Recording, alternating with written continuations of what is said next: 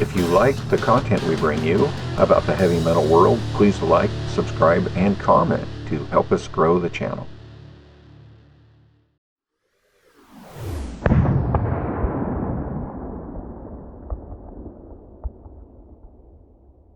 Hi everyone, this is Lana Teramae from Metal Express Radio. Today I'll be speaking with Mark, the drummer from Hell in the Club, and he's here to talk about the band's latest album, F.U.B.A.R. Check it out.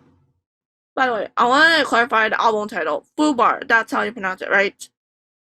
Yeah, that's the Okay, title of our sixth album. Yeah, okay, so let's talk about that. Who came up with the album title and what's the meaning of it? yeah. Basically, FUBAR is just a short for an American term, an American military term using by, and it's a short for fucked up beyond all recognition. And it was used in America just to indicate how military after being in war was stressful, was basically being crazy after all bad things they saw during the war. And that's the definition of this album. But of course, we don't use it with this kind of definition. It's more like when you're doing a lot of things and start being a lot of things, there's always something you can that just don't fix better. So it's just if something just could make in the wrong position, that's for sure something will go wrong. So it's just a funny way to indicate things. And basically during the recording of this album, we had a lot of strange things strange things to face, disasters, stuff like that. So we just decided to for this title. That's what that we thought was the better one to fix all things to this album. Hmm, interesting. I like that. Interesting. Alright, so Super. how would you describe the music on the new album?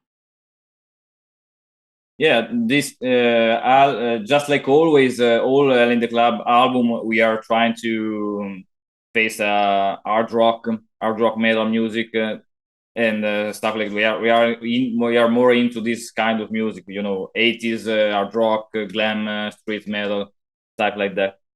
With this album, we decided just to be more direct to the people.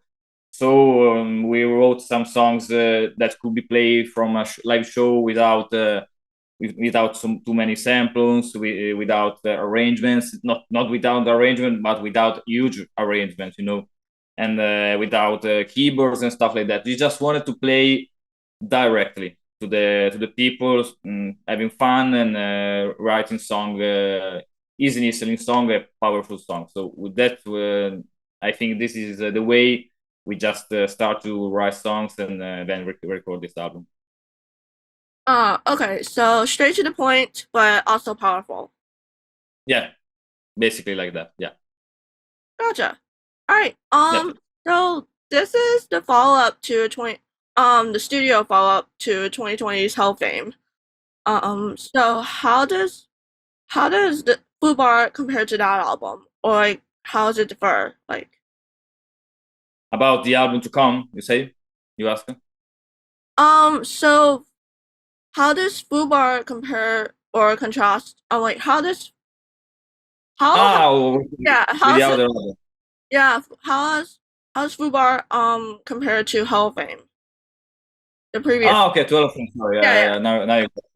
Yeah, as I told you, maybe this kind of album is really, really more direct to the people, straight on to facing people. The last album was a little bit more, we studied all songs in the studio. We tried to make a lot of arrangements more, and basically the atmosphere of that album of Hello Fame was a little more, obscure in for the most of the album.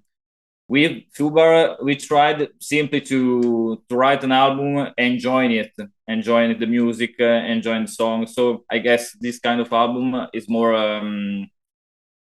more happier. I don't know if if you mean what I'm saying. But just direct to the people, and with a lot of songs more with more happy vibes, positive vibes, and stuff like that. With F.U.B.A.R we tried we tried, but we face more and more obscure and a little yeah. Just like this kind of atmosphere. So I guess the differences and the comparing of the two albums is basically this one. More straight on, positive songs and stuff like that. All right, gotcha. So the album cover, who designed it, and what's the story behind that concept? But it's a funny question because actually I cannot answer you because I didn't know the concept of this style of this kind of artwork. I know the artwork was designed by Sheila Franco. She is a friend of us. Yeah, and basically, I guess she took a lot. She took a lot of elements that we usually bring on album by album. There's a devil, and there's the figure of us in the album, and I know there's not maybe a huge concept under this over this artwork. Maybe just we bring on with some concept we used in the past, and we continue to use like the devil, and stuff like that.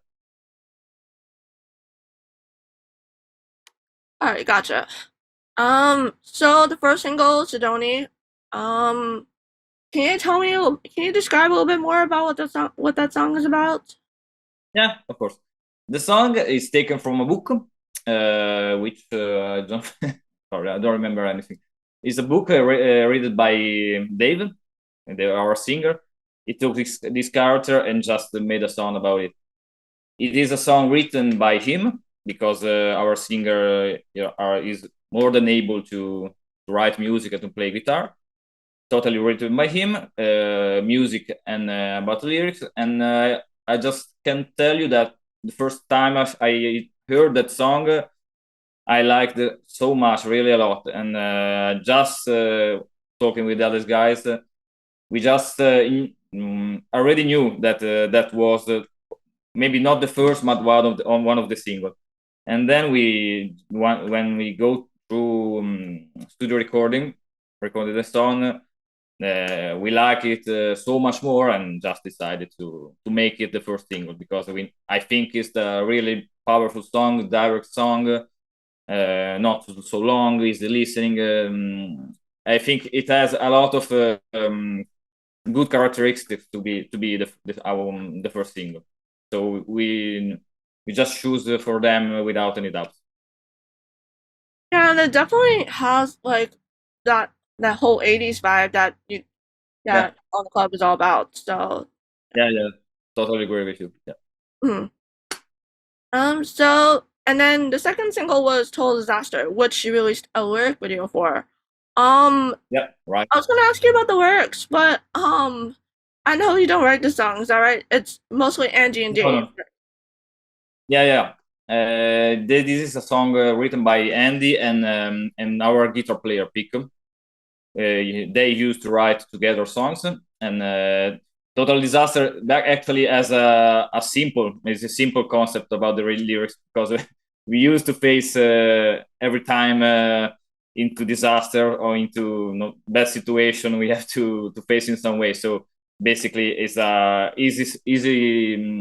easy understanding kind of lyrics talking about how much things just can go wrong doing like that, and of course all taken in an ironical way, not so much serious, but I guess the kind of concept is like that. Just I mean, okay. So I mean, everyone goes through some disaster, like yeah, life is of a course. constant battle, basically. Yeah. Mhm. It's like that. Yeah. Yeah. Oh, so Pico, right? I'm sorry, am I pronouncing his name right? Sorry, Pico, a guitar player. Pico. Pico. Yeah. So he writes some of the songs too. Then. Not directly because I can say the most songwriter is Andy, the bass player, together with Pico. So they write music together. Andy took the most of the ideas taken from the bass, his bass, and then with Pico fix together with the guitar and drums and stuff like that. Then the second important songwriter of In the Club is, as I told you, Dave, our singer. He took for this album 4 amazing songs. And then actually there was me. Then I play a little guitar too, and I took 3 songs for this album together with the guys. And yeah, basically the kind of creation of this album was like that. Majority about Andy and Pico together, some songs by Dave, and a few songs by myself. Oh, so go back. So I just wanted to go back a little bit. You wrote a few of the songs in this album. Yeah, I have 3 songs of mine on this album. Oh, Actually. nice. Which ones were those? The one is Sleepless, the first one I wrote, and then Best Way of Life. This was the second one I wrote for this album. The last one is Taint the Sky. Oh, nice. Actually, Sleepless is one of my favorite songs on the album. Great, nice to hear it. Thank you. Yeah. And I guess it's a kind of such a little different kind of songs between the others of the album, because it's more I love Van Halen, I love Extreme, and basically it's a mix between these 2 bands. But the other guys, when they heard about the song, just like it, so it was great. I mean, I think it's good that there's different types of songs on albums, so that it still has that Hell in the Club sound, but it's, I don't want to say different styles, but you know what I mean. It's the same but not the same. Yeah. Yeah.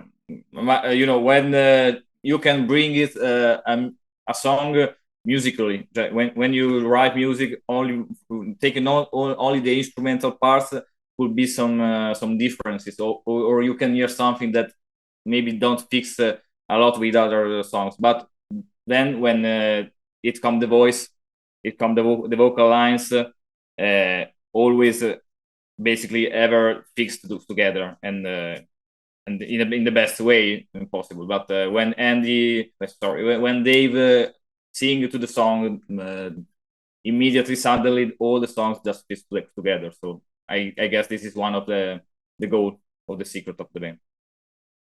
Yeah. And you guys plan to release a 3rd single for the album too, is that right? Yeah.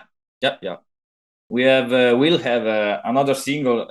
Actually, the 3rd single, which will be released during these days, on the 11th of August, so this week, and it's actually the date of the releasing of the album. So we will release all the album and the 3rd single, which the song is "The Kid," the 4th song of the album, and it will be a little between a video clip and a lyric video. Okay, so the Kid comes out on the 11th, the same day the album's released. Is that right? Yeah. Okay. Right. Okay, lyric video and music video, you said? Yeah, it's kind of an artwork video. It's something like a cartoon, it is a very good. It's a very good video. We are not in the video, but there are some characters, some designing things. It's very cool. It's a very cool video. Gotcha. And I want to ask you this: as the drummer for Hell in the Club, what's your role when it comes to the rhythm section? The rhythm section. Yeah. Basically, I used to play with Andy, the bass player, since really a long time, because I shared with him another band too. It's Secret Sphere. So we play together. I basically 15 years or more. So we are really close. We are really fixed together. And when I play with him, all things just going on very easily. So I just try to like everything, like which I play with every band to do my best to give more power to have a powerful drumming that with this kind of music is very important. And yeah, don't want to be the main musician, but just be the one of the guy and accompany as better as I can the live shows and stuff like that. And of course, during the recording session, I bring my ideas, I bring my drum styles and stuff like that, which is very easy with this kind of music. But I'm trying to do my best, of course, and to bring my ideas. Oh, cool. Okay, so since you and Andy like knew each other Yeah. a little bit beforehand, that explains why you guys have have a better connection when it comes to performing together. Yeah. It's so easy to play with him just because we are friends, we are close, yeah. So it's really really easy. Oh, that's awesome. So given that 80s hard rock and heavy metal there's been like this resurgence of 80s hard rock and heavy metal music, like within I want to say 20 years, but maybe it's even longer than that. Um, Especially in European countries. What is it that you love about 80s hard rock and heavy metal music? What is I love about this kind of music, you say? I can say basically almost everything because I love the good vibes that this kind of music give to all of us. I love the energies. I love the power of this kind of music. And basically, I was into hard rock and heavy metal since forever. I know, I just grown up with Led Zeppelin, the Purple, all this kind of bands in my house, playing in my house. So it was really easy for me get into this kind of music, and I think it's great. I think it's really, really that kind of music has really, really good vibes, positive vibes at all. No matter about if we're talking about a more dark metal or stuff like that, but the energy and all kind of characteristics is very, very good for me, and I guess for people too, because maybe we are not on the 80s anymore, of course, but there are still a lot of people using to listen to the kind of music, going to the shows. It's not dead anymore. That is not like some years ago, but there are a lot of people who really still enjoy and still like this kind of work, and this, so I guess is very good. Do you have any favorite bands from the 80s? What? Sorry. Do you have who are your favorite bands from the 80s? Mm, I love Motley Crue. I love Skid Row the most. I love also thrash metal kind of music. So Slayer, Metallica, Testament. I'm very very close to that kind of metal. Uh, Basically all great bands during 80s till 90s. I love Dream Theater. Dream Theater music was really important to me. Before for the drumming, of course, because I love Mike Portnoy. I love this kind of drummer, but also for all the kind of music. Yeah, David, these are my kind of music, my kind of favorite music. I listening to since I was a kid. That's awesome. Yeah. The first I love the first three Skid Row albums. Yeah. One of my favorite band ever for me. Did you have any drummers that you looked up to? Yeah, of course. I have 1001 actually. I can say probably, as I told you right before, Dream Theater music and focusing on the drummer Mike Portnoy. He has the man for me. Just blow me up when I just discover the band. So he's kind of my father, drumming father. I learn a lot about him, and I love him so much about drum. Then there's a lot of metal drummer like Paul Bostap, Gene Oglan, of course, when he played with Death and Chuck Schuldiner. A lot of prog metal, progressive metal musician, Gavin Harrison from Porcupine Tree. I love him so much. And then I love a lot of art rock drummers, rock drummers, like of course Tommy Lee of Motley Crue. Yeah, he is the man. And yeah, these are a lot of drummers which I try to take something and give it to me. I used to hear a lot of music, a lot of drummers, and just try to take something to just bring my drumming and bring my personality on drums as well. So that's what I basically do every day, listening to music. Yeah, taking influences from your favorites, but also developing your own style. Yeah. Exactly, Have you? exactly like that. Yeah.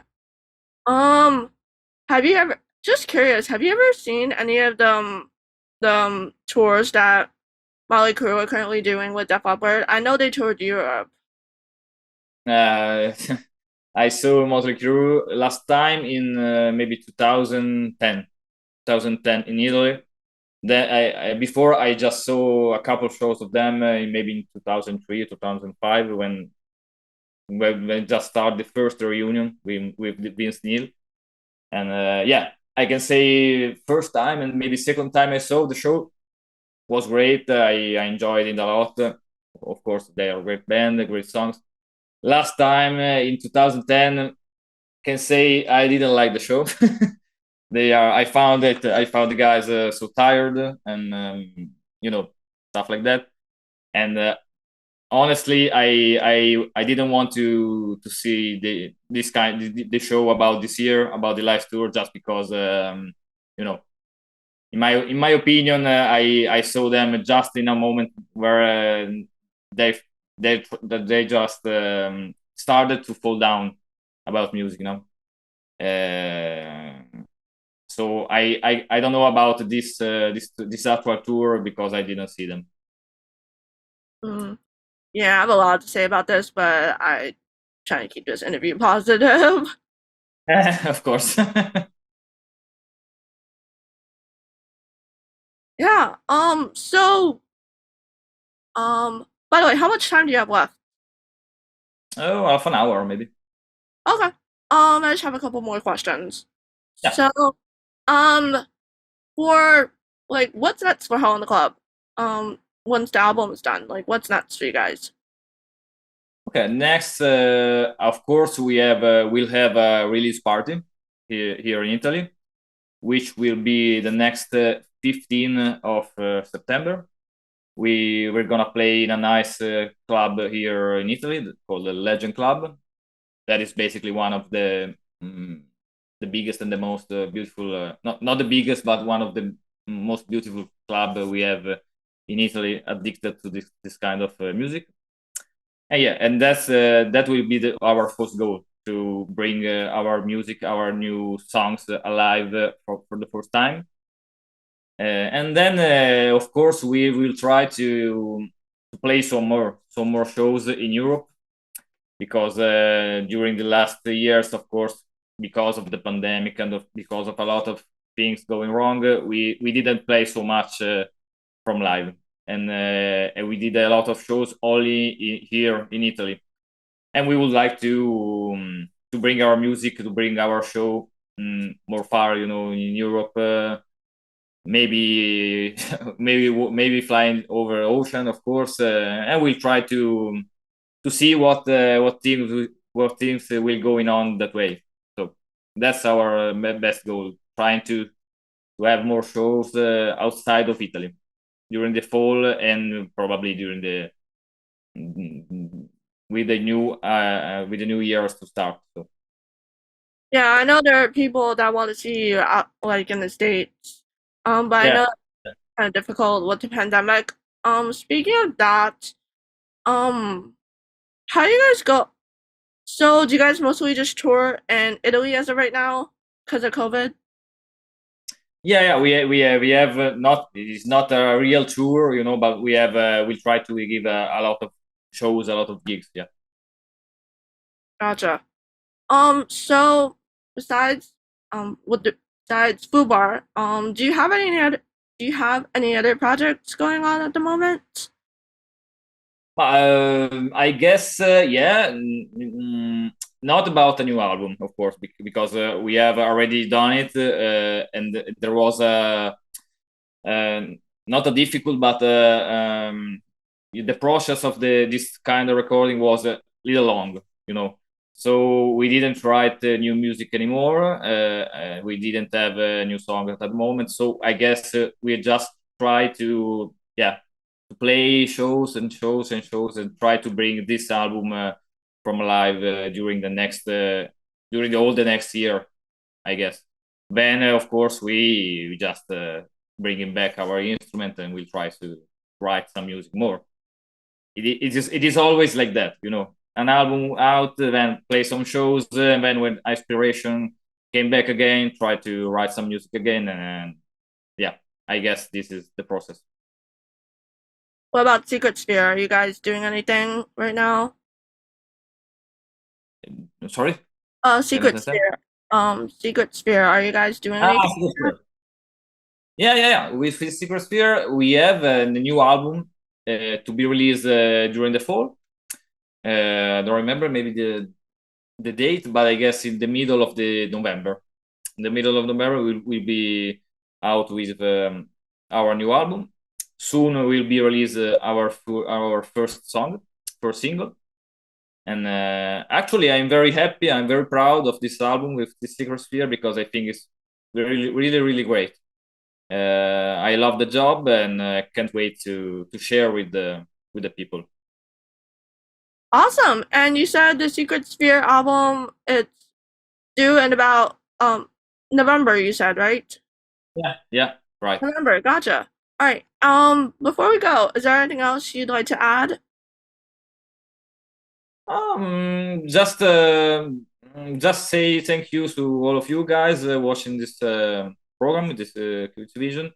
Just want you to ask to continue to support not only the club or not always at the club or Secret Sphere, but all kind of bands that trying every year, every day to bring on this music because I think it's really, really important to take rock and heavy metal go on during time. So please bring on supporting, bring on going to the shows, and yeah, we'll be here during year to come. So I hope so. Awesome. All right, and again, F.U.B.A.R comes out on August 11th, and CD. Are you guys doing vinyl as well? Guys, still Inverno, yeah. Okay, so CD and vinyl. Yeah. Oh, sorry, no vinyl. No. I didn't understand. No. We will release only CDs for the moment. Maybe vinyl, but not yet. Not during the first release. Maybe will be something next year about the vinyl, but not at the moment. Okay, so just CDs then. Yeah. Okay. CDs, right. Of course, the kind of Spotify's, YouTube, stuff like that. All right. Well, thanks so much, Mark. Thank you for doing this. Thank you. Thank you so much, Lana. It was fun. Yeah. And see you. If you like the content we bring you about the heavy metal world, please like, subscribe, and comment to help us grow the channel.